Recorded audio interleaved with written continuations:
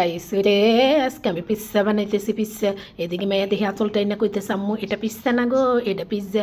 যাই হোক, পিৎজা বানানোর জন্য প্রথমে নিয়ে নিলাম আমি হচ্ছে আগার আগার পাউডার, তারপরে একটু পানি দিয়ে এটাকে ভালো করে গুলিয়ে নিলাম। তারপর সেখানে দিয়ে দিলাম ময়দা। ময়দা দিয়েও আমি সুন্দর করে চেপ্পা চেপ্পা মধ্যে নিলাম। এখন একটা কড়াই নিলাম, কড়াইতে তেল দিয়ে কুচি করা মাংসগুলো ভালো করে ভেজে নিলাম। তারপরে আমি সেই যে ডেকে রেখেছিলাম ময়দা, সেগুলোকে আমি হাত দিয়ে চাইপে চাইপে বাতাস বাইর করে নিলাম। এখন নিয়ে নিলাম আরেকটি কড়াইতে ময়দার ডোগুলো এভাবে হাত দিয়ে সরিয়ে দিলাম। তারপর কাঁটা চামিচ দিয়ে এমন করে গাওয়া গাওয়া করে দিলাম। তারপর সস মাখিয়ে দিলাম। সস মাখানোর পরে তারপর এই যে এভাবে সুন্দর করে দিয়ে দিলাম। তারপর দিয়ে দিলাম সেই কুচি করা মাংস।